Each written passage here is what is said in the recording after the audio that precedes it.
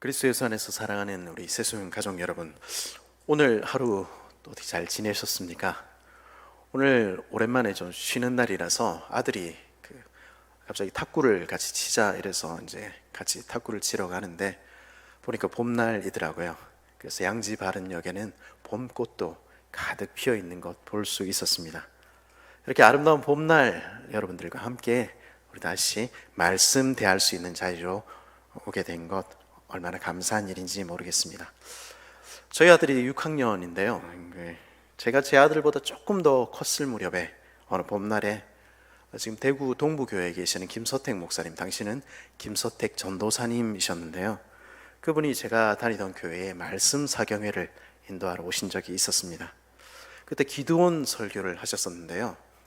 그 설교도 참 오랫동안 지금도 제가 기억하고 좋아하는 말씀이지만 그 설교 중간에 하셨던 말씀 하나가 제 마음에 깊이 남았습니다. 말씀을 읽는다는 것은 산을 오르는 것과 같습니다. 산에는 큰 길이 있어 늘 그 길로 오가지만 산에 좀 익숙해지면 작은 오솔길로도 접어들게 됩니다. 때로는 길을 벗어나 걸어가기도 하고요. 그렇게 아름다운 말씀의 숲을 거닐다 보면 커다란 호수도 만나게 되고 흐르는 시냇물도 만나게 되고 때로는 뜻하지 않은 길 모퉁이에서 햇빛에 영롱이는 이슬을 머금은 풀 한 포기도 만나게 됩니다. 말씀을 읽는다는 것은 그런 것입니다. 그 말씀이 오래 기억에 남았습니다. 말씀을 읽는 게 얼마나 행복한 일인지, 복된 일인지 알게 된 것이죠. 물론 큰 길을 모르면 길을 잃기 십상입니다. 제가 이제 울산에서 창원으로 온 지 이제 3주 정도 되었지 않습니까? 이제 창원대로, 창의대로, 원희대로 이런 정도는 제가 압니다. 그런 큰 길도 모르면서 이 골목에 들어갔다가는 이게 길을 잃어버리기 십상입니다. 그래서 큰 길을 부지런히 익히는 것이죠. 말씀을 읽을 때도 마찬가지인 것 같아요. 말씀의 큰 흐름이 무엇인지 우리가 알아야, 말씀 전체가 무엇을 이야기하는지 알아야 우리가 헤매지 않을 수 있습니다. 그래서 우리가 통성경도 하지 않습니까? 아브라함 이야기, 이삭 이야기, 야곱 이야기도 모르면서 한 구절 붙들고 내가 은혜 받았다고 이러고 있으면 안 되는 것이죠. 오늘 우리가 살피는 이야기는 야곱과 라반이 서로 속고 속이는 이야기의 일부입니다. 조금 더 크게 보자면 하나님께서 자기 뜻으로, 자기 지혜로 자기 삶을 살아가려는 야곱을 빚으셔서 이제 하나님과 씨름하는 자, 하나님 붙들고 살아가는 이스라엘로 빚어가시는 이야기의 일부입니다. 그리고 더 크게, 보다 근원적으로 보자면 하나님께서 우리를 만들어 가시는, 그래서 우리를 인생을 구원하시기 위해요 자기 아들을 보내시는 그러한 위대한 하나님의 이야기의 일부라 말할 수 있습니다. 그 길에서 우리는 아브라함도 만나게 되고 이삭도 만나게 되고 야곱도 만나게 되는 것이죠. 그리고 그들의 이야기를 듣게 되는 것입니다. 제가 성도님들 이제 좀 있으면 아마 그렇겠죠. 좀 코로나도 나아지고 그 전이라도 우리 성도님들 만나서 이제 이야기도 듣고 서로 교제도 하고 신방도 하게 되겠죠. 그런 제가 신방을 하게 될 때면 제가 정말로 하고 싶은 것은 성도님들의 이야기를 듣는 것입니다. 왜냐하면 이야기를 들어야 서로가 서로를 알게 되잖아요.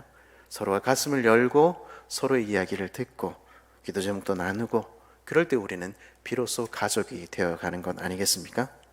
근데 그렇게 만날 때, 신방할 때 제가 늘 처음으로 묻는 질문이 하나 있습니다. 그것은 여러분은, 집사님은 혹은 장로님은 혹은 권사님은 혹은 성도님은 어떻게 하나님을 만나게 되셨습니까? 하는 질문입니다. 예수님을 믿으십니까? 하나님 어떻게 만나셨나요? 하는 질문 먼저 드립니다. 왜냐하면 그 하나님과의 만남이 우리 인생을 결정적으로 결정짓는 이야기라고 생각하기 때문입니다. 그와 함께 제가 묻는 질문이 또 하나 있습니다. 그것은 여러분이 만난 하나님, 여러분 인생에서 여러분이 고백한 하나님, 그분은 어떤 분이십니까? 하는 질문입니다. 그것은 성경 이야기 들을 때도 마찬가지인 것 같아요. 우리가 말씀을 들을 때 다른 질문들이 많은 이야기들이 있겠지만 그곳에서 말씀하시는 하나님이 누구신지, 아브라함 이야기를 들을 때면 아브라함이 만난 아브라함의 하나님은 누구신지, 이삭을 만날 때면 이삭이 경험한 그 아버지 하나님은 누구신지 우리가 발견하고 만나게 되는 것이죠. 그런데요, 아까 말씀드렸듯이 성경의 숲에는 그런 큰 이야기만 있는 것은 아닙니다. 큰 길만 있는 것이 아니듯이 우리 성경 속에도 우리가 알지 못하는 혹은 우리가 간과하는 작은 이야기들도 있습니다. 제가 늘 다니는, 아침마다 다니고 저녁마다 다니는 이 도계로를 벗어나서 조금 골목으로 들어가 보면 어느 길모퉁이에서 뜻하지 않게 햇빛에 반짝이는 영롱한 이슬을 머금은 풀 한 폭이 만나게 될 수도 있지 않겠습니까? 성경 이야기를 헤매다 보면, 성경을 쭉 읽다 보면 때로는 우리가 주목하지 않았던 사람, 뜻밖의 장소에서 우리가 주목하지 않았던 사람을 만나게 되기도 합니다. 그리고 그 이야기를 이제 귀 기울일 때 우리는 그 이야기 속에서 그 여인이 만났던 하나님을 뵙는 그러한 기쁨을 누리게 되기도 합니다. 왜냐하면 우린 모두 다 자기가 만난 하나님 가지고 있는 사람들이기 때문입니다. 보다 정확하게 말해서 하나님께서 오늘 말씀을 통해서 우리에게 한 사람의 이야기에 좀 주목하도록 만드시는 것 같습니다. 그 사람의 이름은 레아입니다. 오늘 우리가 만나는 레아라는 여인은 그 주목받는 여인은 아니었습니다. 그 여인은 언제나 그랬습니다. 이 레아라는 사람이 느끼기에 자신은 인생 전체를 걸쳐서 한 번도 주인공이었던 적이 없는 것 같다, 그렇게 느꼈을지 모르겠습니다. 태어날 때부터 이때까지. 사실 레아는 사랑받지 못한 딸이었습니다. 왜냐하면 그 아버지 라반이 딸들에게 별로 그렇게 관심이 있었던 사람 같지 않기 때문입니다. 에이, 아들 낳았으면 좋았을 텐데. 어쩌면 그렇게 투덜거렸을지도 모르겠습니다. 그 사람에게 딸들이란 그저 시집갈 때 지참금이나 두둑히 뜯어낼 그런 살림미천이었을 뿐입니다. 아니, 그렇게까지 하는 건 너무 지나친 얘기 아닌가? 무 목사님 오셔가지고 지금 깊은 인상을 남기기 위해서 너무 오버하시는 건 아닌가? 이렇게 생각하실 수도 있는데요, 좀 그렇지는 않습니다. 슬프게도 세상에는 정말로 자식을 사랑하지 않는 부모들도 있잖아요. 그리고 사랑받지 못하는 자녀들도 있는 것입니다. 어쩌면 우리 중에도 나는 그렇다, 그런 경험 가지고 있는 분들도 있을 수 있을 것 같습니다. 그게 우리가 사는 세상입니다. 이레아의 이런 처지를 잘 대변해 주는 것이 이 사람의 이름입니다. 이 여인의 이름 무엇이죠? 레아죠. 레아라는 이름의 뜻이 무엇일까요? 구약 성경을 읽을 때는 이 뜻이 조금 중요한데요, 이 이름의 뜻은 암소입니다. 소, 암소. 옛날 전통사회에서 소 하면 이거 살림미천 1호 아니겠습니까? 적금 1호 같은 것입니다. 그래서 큰 돈 필요할 때 팔아가지고 처분하는 것이죠. 우리 큰아들 대학 보낼 때 소 한 마리 팔고, 작은 아들 장가 보낼 때 또 소 한 마리 팔고. 그래서 옛날에 대학을 갔다가 상아탑이라 부르지 않고 우골탑 이렇게 부르지도 않았습니까? 근데 이 아버지 라반이 자기 딸 이름을 지으면서 암소라고 지은 것입니다. 나중에 얘 팔아서 살림미천 해야 되겠다 이렇게 생각하고 큰딸 이름을 암소 이렇게 지은 것입니다. 에이, 목사님, 그 우연의 일치 아니겠습니까? 설마 그렇게까지 하려고요? 둘째 딸 이름도 마찬가지입니다. 둘째 딸 이름이 뭐죠? 라헬이죠. 라헬이라는 이름의 뜻은요, 암양입니다. 소 있으면 양. 딸들 이름을 참 그렇죠. 암소 하나, 암양 하나, 적금 1호, 적금 2호 이렇게 이름을 붙인 것입니다. 나중에 야곱이 라반의 집을 떠나려고 하는데 이 레아와 라헬이 사실 서로 사이가 좋지 않았거든요. 늘 싸우던 이 자매가 자기 아버지를 떠난다 하니까 한 목소리로 말하는 부분이 나옵니다. 31장 14절인데요. 14절 15절인데요. 제가 한번 읽어보겠습니다. 31장 14절 15절 한번 같이 읽어볼까요? 한 목소리로 읽어보겠습니다. 시작. 라헬과 레아가 그에게 대답하여 이르되 우리가 우리 아버지 집에서 무슨 분깃이나 유산이 있으리요. 아버지가 우리를 팔고 우리의 돈을 다 먹어버렸으니 아버지가 우리를 외국인처럼 여긴 것이 아닌가. 이 딸들이 그렇게 생각했다는 것이죠. 우리 아버지는 지참금 뜯어내려고 우리 팔아버린 사람, 그렇게 생각했다는 것이죠. 이 레아는 그런 살림미천, 그런 취급하는 그런 아버지 밑에서 사랑받지 못한 그런 딸이었다는 것입니다. 그런데 거기까지만 했어도 참 인생이 참 슬플 텐데요. 이 레아를 더 주눅들게 하는 일이 하나 있었습니다. 그것은요, 바로 옆에 있는 동생 라헬이었습니다. 오늘 본문의 바로 앞부분인 창세기 29장 17절 18절은 이 자매들에 대해서 이렇게 묘사합니다. 17절 18절 우리 한번 같이 읽어볼까요? 29장 17절입니다. 시작. 레아는 시력이 약하고 라헬은 곱고 아리따우니 야곱이 라헬을 더 사랑함으로 대답하되 내가 외삼촌의 작은 딸 라헬을 위하여 외삼촌에게 7년을 섬기리이다. 레아는 시력이 약했다. 이 말 뜻이 무엇일까? 추측이 여러 가지가 있습니다. 눈이 나빴다, 아니면은 눈에 병이 있었다, 수많은 이야기들이 있습니다. 근데 뒤에 라헬이 곱고 아리따웠다 이 이야기와 비교해 볼 때 성경이 우리에게 들려주는 이야기는 분명합니다. 라헬은 곱고 아리따웠는데 레아는 그렇지 않았다. 그 이야기이죠. 지금도 그렇지만은 그 중동에 우리가 예수님 사시던 이 동네가 성경 이야기가 되는 데가 중동이지 않습니까? 거기는 뜨거운 태양 안에서 자신을 가리기 위해서 온통 이제 얼굴이고 머리고 다 둘둘 싸고 다니지 않습니까? 내놓는 것은 눈밖에 없습니다. 중동에서 그러니까 눈은 아름다움의 상징으로 표현되곤 했습니다. 그래서 그 사람들은 눈 화장의 원조가 그 동네 아니겠습니까? 별처럼 반짝이며 생기가 넘치는 눈은 가장 큰 미모의 상징이었습니다. 라헬은 바로 그런 여인이었겠죠? 곱고 아리답다는 표현은 모든 사람이 이 라헬을 흠모하는 그런 미모 가졌다는 뜻이었을 것입니다. 라헬도 레아와 마찬가지로 아버지의 사랑 받지 못했겠지만 그래도 어쩌면 상관없었을지 모르겠습니다. 왜냐하면 다른 사람들은 다 라헬 좋아했으니까요. 그런 사랑은 아마도 라헬을 활발하고 그리고 자신감 있는 사람으로 만들었을지 모르겠습니다. 이 라헬이요, 동생 라헬이 야곱과 처음 만나는 장면에서 이 라헬은 양떼를 끌고 이렇게 야곱을 만나게 됩니다. 이 라헬에게 또 레아에게 오빠들이 없었던 게 아니거든요. 수많은 오빠들이 있었는데 이 라헬이 양떼를 끌고 있는 것입니다. 말하자면 라헬은 남자들이 일하는 세계에 뛰어들어서 그 사이에서도 당당히 자기 자리를 차지하는 그런 여인이었을지 모르겠습니다. 오늘로 따지면 예쁜 데다가 남자들로만 가득한 사회라도 자기 자리 지켜내는 당당한 커리어 우먼, 이게 라헬이었을지 모르겠습니다. 근데 레아는요, 그렇지가 못했습니다.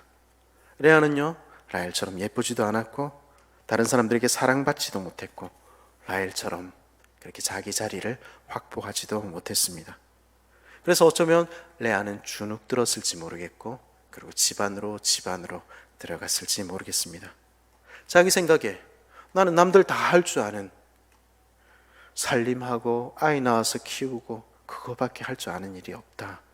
레아는 그렇게 생각했을지 모르겠습니다. 근데 사실 오늘이 무슨 날이죠?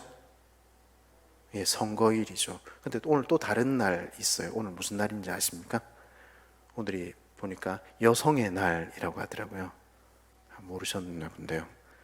오늘 여성의 날에서 제가 괜한 오해를 피하기 위해서 말씀을 드리는 건데요.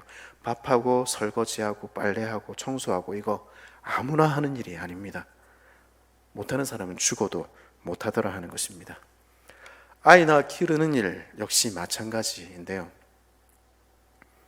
제가 남아공에 있을 때 저와 제 아내가 둘 다 공부를 했거든요. 그래서 한 사람이 학교에 가면 한 사람은 집에 남아서 아이를 보고, 한 사람 집에 돌아오면 한 사람은 또 학교에 가고, 이렇게 2교대로 근무를 했습니다. 예, 근데 저는 평소에 다른 거는 몰라도 내가 아이들을 사랑하는 좋은 아빠다 이런 자부심은 가지고 있었거든요. 그래서 집에 오면 항상 아내가 아이들한테 막 화가 나 있으면 사람이 왜 그렇게 애들이 뭘 안다고 짜증을 내고 화를 내고 그러고 있노, 애들이 얼마나 예쁜데, 제가 그렇게 이야기를 했었습니다. 근데 제 아내가 나가고 제가 애들 하루 종일 보니까 제 목소리가 점점 커지더라고요.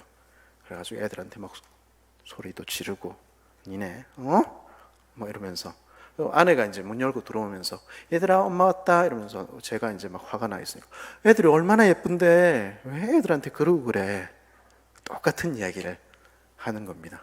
결국 뭡니까? 집에 오래 애들이랑 있은 사람이, 애들 키우는 사람이 짜증내고 목소리 커지고 그러는 것이죠. 집안일 육아 정말로 끝없는 수고입니다. 그런 어머니들의 수고 위에 우리 가정이 세워지고, 또 그리고 우리 교회의 굳은 곳에서, 보이지 않는 곳에서 일하신 분들의 수고 위에 또한 우리 새순교회가, 새순가족이 세워진 것 아니겠습니까? 우리 정말로 그런 분들의 수고에 대해서 알아주고 감사하고 그렇게 해야 되지 않겠습니까? 근데 우리는 대부분 그렇지가 못합니다. 레아 역시 마찬가지였을 겁니다. 그건 누구나 다 아는 건데 뭐. 레아는 결코 인정받지 못했습니다. 레아는 한 번도 자기 뜻대로 살아본 적이 없는 여인이었을지 모르겠습니다. 어려서는 그 아버지에게, 좀 자라서는, 결혼해서는 자기 남편에게, 커서는 자기 아들에게 그렇게 끌려다니며 사는 것이 인생의 전부라고 믿는 그런 수동적인 여인이었을지 모르겠습니다. 그래서 자신도 어쩌면 나는 너무 매력이 없다고, 나는 정말 사랑받을 만하지 못하다고 그렇게 생각했을지 모르겠습니다. 아니나 다를까? 결혼 적령기가 됐을 때 모든 사람은 동생 라헬만을 원했습니다. 레아도 거기 있는데 레아는 누구도 쳐다보지 않은 것입니다. 레아는 시력이 어쩌면 약한 것이 아니라 눈에 띄지 않는 여인, 사랑받지 못하는 여인이었을지 모르겠습니다. 가슴을 두근거리게 하는 잘생긴 사촌 야곱이 나타났을 때 레아도 그 사촌이 마음에 들었습니다. 그리고 레아도 혹시나 하고 그 사촌 바라보았습니다. 하지만 야곱은 어떻게 이야기했죠? 18절 아까 우리 읽었었는데요. 내가 외삼촌의 작은 딸 라헬을 위하여 외삼촌에게 7년을 섬기리다. 7년 동안 일해서 돈을 벌어서 라헬에게 장가가겠다는 이야기입니다. 신명기 22장 29절 뭐 이런 데 보면은 강간당한 여인의 명예를 위해서 지참금의 최대치를 주라 뭐 이런 명령이 있는데, 거기서 명령하신 지참금이 얼마냐면 50세겔입니다. 그 당시에 한 달 월급이 한 세겔이나 한 세겔 반인데요. 50세겔을 하면 3, 4년을 꼬박 일해야 벌 수 있는 돈이 그 50세겔이었습니다. 요즘으로 치면 얼마나 될까요? 한 1억 5천, 2억 될까요? 장가 가려면 그 정도는 있어야 됐으니까 옛날에도 장가 가기가 참 힘들었을지 모르겠습니다. 그런데 이 야곱 뭐라고 얘기합니까? 라헬을 얻기 위해서라면 나 그 2배도 내겠습니다. 지금 그렇게 이야기하고 있는 것입니다. 사람들이 최고의 여자 데리고 올 때 지참금 50세겔 낸다죠? 나 2배 내겠습니다. 라헬은 그만큼 사랑받을 가치가 있는 여인입니다. 내 인생의 7년을 그 여인을 위해 쓴다고 해도 나는 조금도 아깝지 않습니다. 나는 라헬을 그렇게 사랑합니다. 그 여인을 내게 아내로 주십시오. 얼마나 뜨거운 사랑입니까? 그렇죠? 우리 그런 사람한테 시집 가면 좋겠죠. 안 그러신가요? 제가 지금 두고 제 아내한테 이제 그런 게 있는데요. 제 아내가 사실 저희 결혼 전에 연애를 할 때 제 아내가 저를 많이 더 쫓아다녔거든요. 제가 이제 간이 배 밖에 나가가지고 프로포즈도 하지 않고 뭐 때 됐으니까 결혼하지 뭐 이렇게 지금도 두고두고 제가 닦이고 있습니다. 근데 제 아내가 이제 원망스러운 게 뭐냐, 나도 남들처럼 그런 멋진 프로포즈 받아봤으면 뭐 이런 것이죠. 그 멋진 프로포즈의 광경을, 누구나 꿈꾸는 그 프로포즈를 라헬은 받은 것입니다. 근데 레아는 어떻습니까? 그 옆에서 지켜보고 있는 것입니다. 나도 저렇게 사랑받고 싶은데. 레아 그렇게 생각하지 않았을까요?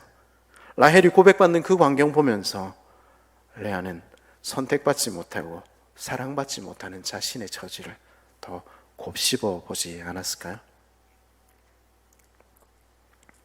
그런데 더 비참한 일이 라헬의 결혼식 날 일어났습니다. 사람들이 모두 모여서 잔치하는 그 결혼식에서 곱게 드레스를 입고 꽃을 들고 모든 사람의 축하를 받아야 할 그날의 주인공은 라헬이었습니다. 그날의 신부가 되기로 약속했던 사람은 라헬이었습니다. 그런데 그날 밤 술에 취해서 잠든 야곱의 침실로 그 천막으로 들여보내진 사람은 레아였습니다. 레아는요, 축복받은 결혼식은 고사하고 마치 몸 파는 여자나 된 것처럼 그렇게 밤에 침대에 들여넣어진 것입니다. 레아의 심정을 상상이나 할 수 있겠습니까? 얼마나 비참했을까요?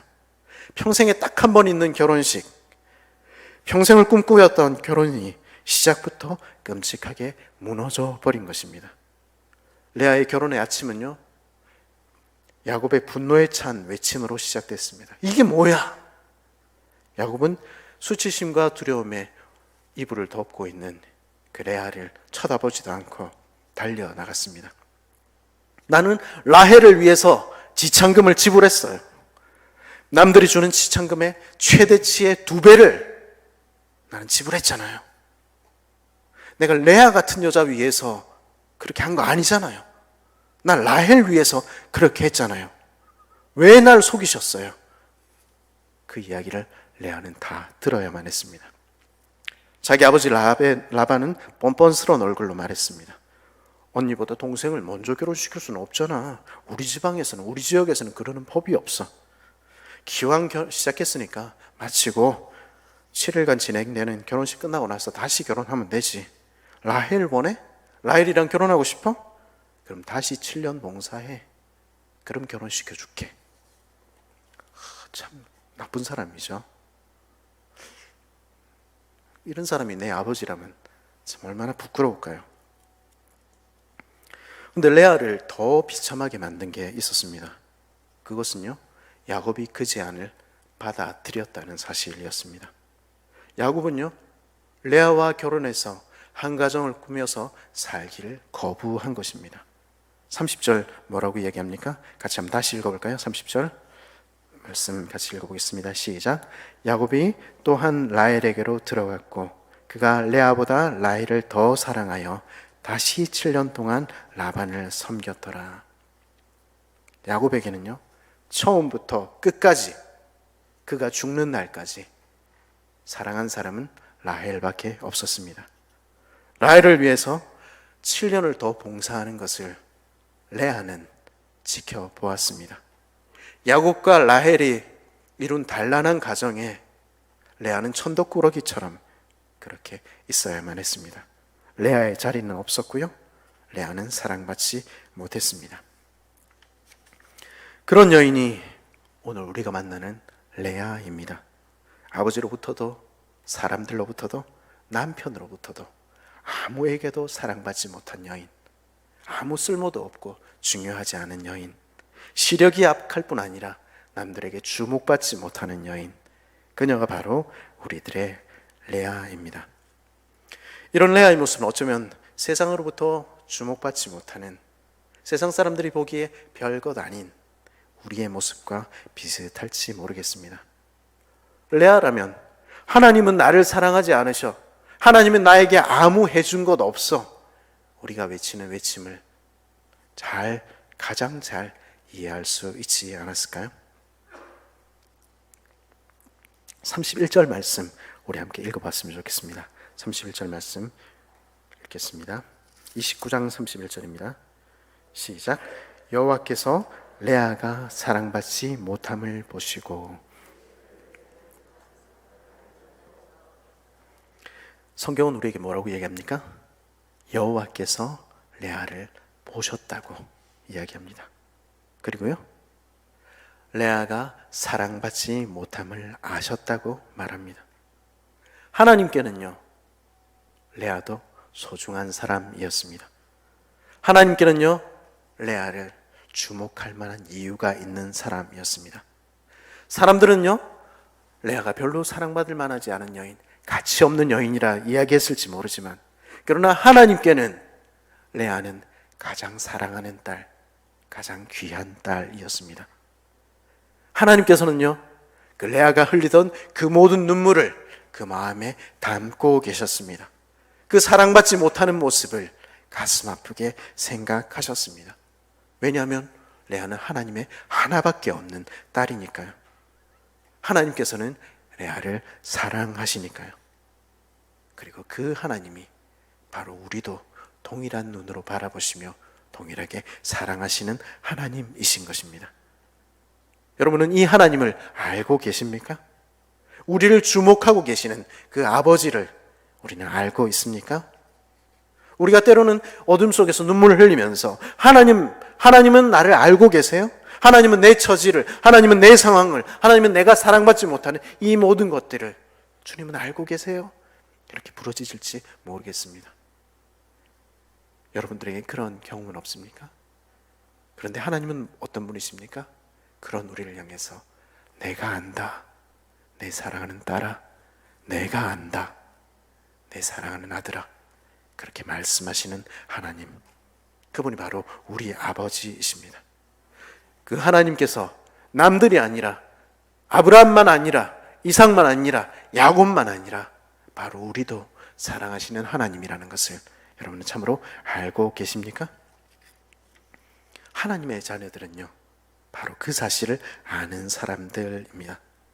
왜냐하면 하나님의 자녀들은요, 하나님의 그 음성 들은 사람들이기 때문입니다. 하나님께서 내 눈물 닦아주신 그 경험 가지고 있는 사람들이기 때문입니다. 모두 나를 사랑하지 않는 것 같아도, 내가 세상에서 중요하지 않은 것 같아도, 나 하나쯤 없어져도 아무 일도 생기지 않을 것 같아도, 그러나 하나님은 날 사랑하신다, 그 사실을 아는 사람들은 다윗이 고백한 것처럼 이렇게 고백하는 것입니다. 시편 27편에서 다윗 뭐라고 고백합니까? 내 부모는 나를 버렸으나 여호와는 나를 영접하시리이다. 그것이 하나님의 백성들의 고백인 것입니다. 하나님께서는 언제나 우리를 사랑하십니다. 하늘 아버지께서는 결코 우리를 버리시지 않습니다. 우리는 우리를 너무 사랑하시는 그 하나님의 사랑 안에서 우리 자신이 누구인지 비로소 발견하게 됩니다. 그 하나님 안에서 우리는 우리가 사랑받을 만한 존재라는 것을, 우리가 예쁘다는 것을 비로소 알게 되는 것이죠. 하나님께서는 레아를 사랑하셨습니다. 그래서 그녀의 태를 여셨고요, 아들을 주셨고요, 레아를 높여주셨습니다. 레아에게 이 아이는 어떤 아이였을까요? 단순한 자녀 그 이상이었습니다. 왜냐하면 이 아이는 레아가 하나님께 간구한 기도의 응답이었기 때문입니다. 르벤의 이름의 뜻은 무엇입니까? 보라 아들이라 하는 것입니다. 보라 아들이라, 그 아이를 낳은 레아의 고백을 우리 한번 같이 읽어볼까요? 32절입니다. 같이 한번 읽어보겠습니다. 시작. 레아가 임신하여 아들을 낳고 그 이름을 르벤이라 하여 이르되 여호와께서 나의 괴로움을 돌보셨으니. 하나님께서는 나를 돌아보시는 분, 나의 괴로움에 귀 기울이시는 분이라는 것이 레아의 고백이었습니다. 하나님께서 둘째 아이도 주셨죠. 그리고 레아는 그 아이의 이름을 시므온이라고 지었습니다. 그 이름의 뜻은 무엇입니까? 들으신다 하는 뜻입니다. 그 아이를 낳고 레아는 고백했습니다. 33절에 여호와께서 내가 사랑받지 못함을 들으셨으므로 내게 이 아들도 주셨도다. 하나님께서는 내게 귀 기울이시는 분, 하나님은 내 괴로움을 아시는 분, 하나님은 내 이야기에 귀 기울이시는 분, 그것이 레아의 고백이었던 것입니다. 그 하나님이 바로 레아가 만난 하나님, 레아의 하나님이셨던 것입니다. 물론 우리의 하나님도 되시고요. 그렇게 이야기가 끝나면 얼마나 좋겠습니까만은 이야기는 그렇게 끝나지는 않습니다.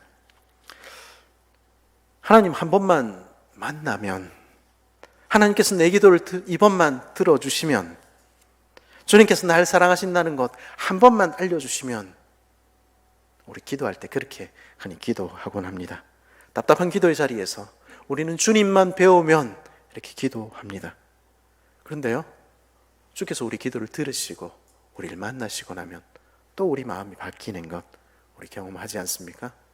우리의 경험이, 우리의 체험이 우리를 변화시켜 놓지 못하는 것 같기도 합니다.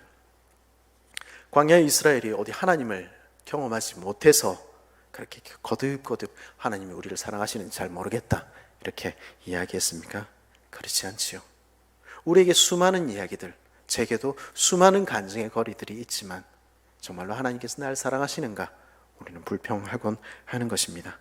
사랑을 경험하고 감격하지만 다시 옛 모습으로 돌아가곤 하는 것이죠. 우리는요 그렇게 만만한 사람이 아닙니다. 무슨 뜻이냐면요, 하나님께서 한 번 뭐 주셨다고 우리가 마음이 확 돌아서고 이렇지 않습니다. 한 번 주시면 그 다음에 또 마음을 굳게 하고 또 마음을 굳게 하고, 그게 우리인 것이죠. 우리의 옛 기억은, 우리의 옛 과거는 때로는 망령처럼 우리를 붙들어서 놓지 않는 것입니다. 그것이 레아에게 일어난 일이었습니다. 레아는 하나님의 사랑에 감격했습니다. 하지만 그 다음 순간 난 남편 사랑 없으면 안 돼, 남편은 왜 날 사랑하지 않을까, 그렇게 고민하게 되었습니다. 사랑을 바라는 게 죄일 수는 없지요. 근데 뭐가 문제입니까? 그 남편이 나를 인정해 주어야, 그 남편이 날 사랑해 주어야, 다른 사람들이 있는 그것이 내게도 있어야 나는 행복할 수 있다고 그렇게 생각하는 것이었습니다.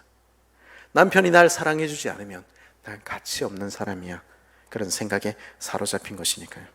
그래서 루벤을 낳고 하나님께서 내 괴로움을 돌아보셨다 고백하고 난 다음에 뭐라고 얘기합니까? 이제는 남편 나 사랑하겠지? 이러는 겁니다. 그 시선을 자신을 사랑하지 않는 남편에게 돌리는 것이죠.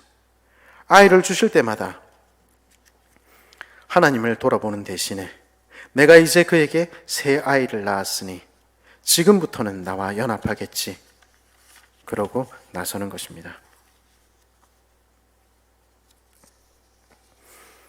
자신을 사랑하지 않는 남편을 바로 보며 자신을 상처 입히고 또 상처 입히는 것입니다. 이제까지 평생을 그렇게 살아왔으니까요. 거기에 자신의 의미를 두고 살았으니까요. 우리 모습도 어쩌면 그와 같을지 모르겠습니다. 찬양할 때는 우리는 주님 한 분만으로 나는 만족해 하지만 찬양이 끝나고 나면 나 이게 없어서 안 되겠어요, 나 사랑받지 못하는 것 같아요, 내 문제는 내 인생은 불행해요, 그러고 있는 것 아닙니까? 레아, 좀처럼 그 그늘진 곳에서 나오지 못하는 레아, 하나님이라면, 우리가 하나님이라면 어떤 마음 들었을까요? 얼마나 답답하게 느끼는가, 왜 이렇게 애가 답답하냐, 내가 너 얼마나 사랑하는데, 내가 내게 어떤 은혜를 베풀었는데 너 언제까지나 그 모양 할래, 너 언제까지나 그럴래, 그렇게 말하지 않았을까요? 우리가 우리 자녀들한테 그렇게 하듯이 말입니다. 그런데 하나님께서는요 레아를 나무라시지 않았습니다. 우리보다 지혜로우신 하나님 아버지께서는 그렇게 야단쳐서 자녀들이 바뀌지 않는다는 것을 아셨기 때문입니다. 도대체 언제까지요? 우리는 그렇게 묻지만 하나님께서는 기다리셨습니다. 계속해서 은혜 베푸시는 것을 택하셨습니다. 도대체 언제까지요? 레아의 잔이 넘칠 때까지. 언제까지요? 기필코 그 사랑이 우리를 바꾸어 놓을 때까지. 언제까지요? 우리의 탄식이 변하여 마침내 찬송이 되기까지. 하나님은 기다리고 사랑하시고 베푸시고 또 베푸어 주셨던 것입니다. 35절에는 하나님의 그 넘치는 사랑, 하나님의 열심에 결국은 설복된 레아의 고백이 드러나 있습니다. 우리 같이 한번 찾아서 읽어볼까요? 35절 말씀 한번 같이 읽어보겠습니다. 시작. 그가 또 임신하여 아들을 낳고 이르되 내가 이제는 여호와를 찬송하리로다 하고 이로 말미암아 그가 그의 이름을 유다라 하였고 그의 출산이 멈추었더라. 이제는 내가 여호와를 찬송하리로다. 그래서 그 아이의 이름을 찬송이라고, 찬양이라고 지은 것입니다. 여호와는 나의 목자시니 내게 부족함이 없으리로다. 그 말의 뜻은 무엇이죠? 여호와께서 나의 목자시기 때문에 나는 바라는 것 아무것도 없습니다. 그런 뜻 아닙니까? 내 영혼이 이제는 여호와로 인하여 만족합니다. 그런 고백이 성도들의 고백 아닙니까? 내 잔이 넘치나이다. 그 고백이 다윗의 고백일 뿐 아니라 바로 이 레아의 고백이기도 했던 것입니다. 레아의 하나님, 오늘 레아의 이야기를 통해서 우리가 만나는 하나님은 어떤 분이십니까? 끝까지 우리를 사랑하시는 하나님, 결코 실패하지 않는 사랑으로 우리를 사랑하시는 하나님이 바로 우리 하나님이십니다. 그리하여 우리가 그 사랑에 합당한 자 될 때까지, 그래서 레아가 이스라엘의 어머니가 되고 그리고 우리가 그 나라를 꿈꾸는 자 될 때까지 그렇게 우리를 사랑하시고 또 사랑하시는 분이 바로 우리의 하나님이십니다. 그 변하지 않는 사랑, 그 사랑을 가리켜서 우리는 하나님의 인애, 변하지 않는 언약적 사랑이라고 부릅니다. 그 넘치는 사랑, 그 언약적 사랑이 가득 드러난 곳이 바로 우리가 보는 십자가 아닙니까? 그 십자가를 바라볼 때 우리는 하나님이 얼마나 우리를 사랑하시는지 비로소 고백하게 됩니다. 그가 우리를 위하여 목숨을 버리셨으니 우리가 이로써 사랑을 알고, 그렇게 고백하게 되는 것입니다. 레아의 하나님, 우리를 사랑하시되 끝까지 사랑하시는 하나님, 우리의 잔을 가득 채우셔서 마침내 우리로 찬송하게 하실 하나님, 그분이 바로 우리가 이 저녁에 만나는 하나님이십니다. 이 저녁에 우리가 기도의 자리로 나아갑니다. 우리의 수많은 간구의 제목들이 있을 것입니다. 그러나 이 저녁에 우리가 만나는 하나님이 누구신지 먼저 기억할 수 있으면 좋겠습니다. 레아를 만나주셨던 그 하나님을 우리 이 시간 이 저녁에도 만나기를 간절히 바랍니다. 그분은 우리의 처지를 가장 잘 아시는 분이십니다. 그분은 우리의 신음에 귀 기울이시는 분이십니다. 주님은 하늘 높이 계셔서 우리의 처지에 관심 갖지 않으시는 분 아니라 우리의 괴로움을 돌보시는 분이십니다. 주님은 우리가 회복될 때까지 오늘도 일하시며 우리에 비해서 마침내 기쁨의 찬송이 터져 나오기까지, 우리 삶이 마침내 감사로 넘치기까지 결코 쉬지 않고 오늘도 일하시는 하나님이십니다. 그 주님 앞에 이 시간 우리 단대히 나아갈 수 있으면 좋겠습니다. 이 시간 우리 말씀을 기억하며 같이 한번 기도했으면 좋겠습니다.